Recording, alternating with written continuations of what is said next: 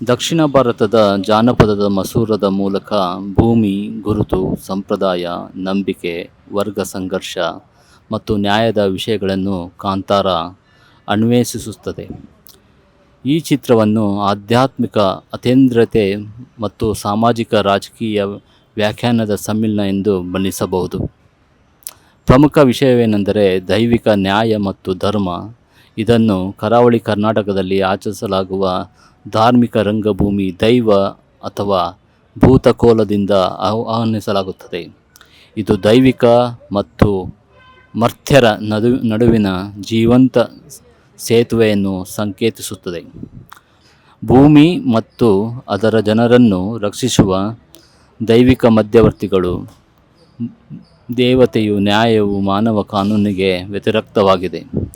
ಭ್ರಷ್ಟಾಚಾರ ಮತ್ತು ದುರಾಸೆಯ ಮೇಲೆ ಚಾಲ್ತಿಯಲ್ಲಿರುವ ಧರ್ಮದ ವಿಷಯವನ್ನು ಸಾಕಾರಗೊಳಿಸುತ್ತದೆ.